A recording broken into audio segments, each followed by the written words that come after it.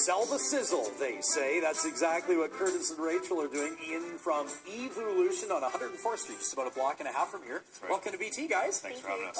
Rachel, let's get right to it because we're putting together a barbecue sauce, and you're going to be integrating some very interesting flavors into this. I am. We're going to use some juniper berry sauce or juniper berry balsamic. So that's a dark balsamic. It is. It's one of our dark balsamics. We have about 25 different balsamic vinegars. Juniper berry. Yeah. I love it. These infused flavors. So we're adding some ketchup. Okay. It's got all sorts of flavors.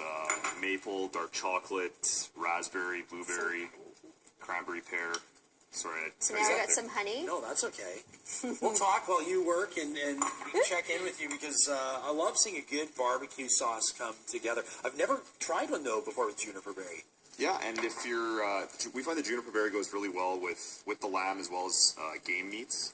But if you're looking for something a little bit more traditional, you can try our espresso in place of the juniper. Oh, wonderful. Rachel, was that Dijon that went in there? It was Dijon, and then allspice. Allspice, okay. Yep, so and then we've got shallots, just very roughly chopped up.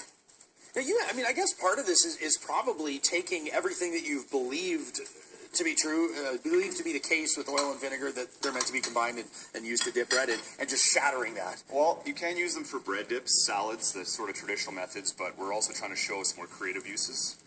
We've got our website, evoolution.ca, has just gone live, and there's a recipe section on there where we're posting kind of more creative uses outside of just the obvious. And I know we'll get to more on that in just a bit because I know you're blowing people's minds with what's possible.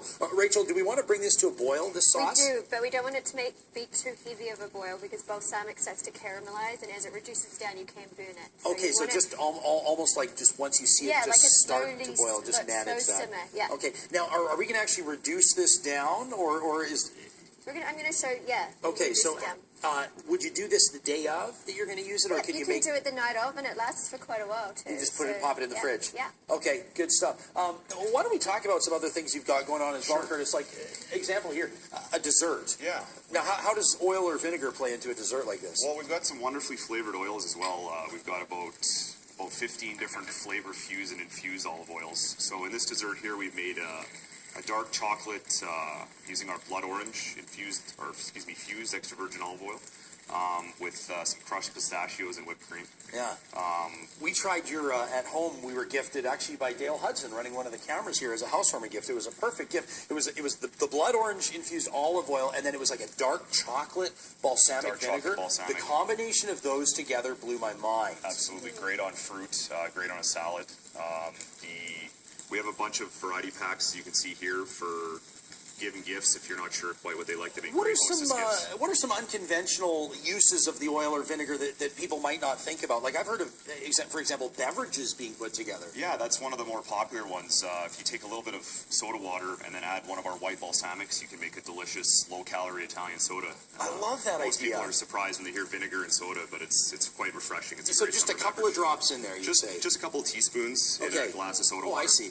Okay, so here we see that the sauce is actually kind of thickening up a little bit as it has that slow boil, isn't it? So okay, now we wish we could give you a grill to work with. You're doing an amazing job just using the pan. But would you add that sauce as well throughout the cooking process? I mean, is there a concern that it might burn if you put it on right from the beginning? Yeah, it can do that, and I often just stick it on even as a finishing. Like once I've cooked my product, I'll brush it on afterwards. Okay, so maybe marinate it for a little bit, let it go with what's there, and then add it on near the end. Yeah, because balsamic tends to burn. Yeah, and then we can see here the consistency of the finished product there as you have it plated. It certainly does thicken quite nicely. It does, yeah. It's a nice, rich, thick. Well, guys, we want to thank you for sharing this specific recipe. You'll find it under the BT Extras link on our website. But as mentioned on the Evoolution website, a whole bunch more. Congratulations on your success. Thanks, what an addition to the 104th Street Promenade we're really happy it's been, and we're thrilled to have you here downtown. Edmonton's downtown just getting better and better, and let's be honest, tastier and tastier as well. BT back right after this. It's 8:48 Friday morning. Sure smells good in here. Bridget Ryan set to check in from the Ice Palace. The Hair Massacre wrapping things up today.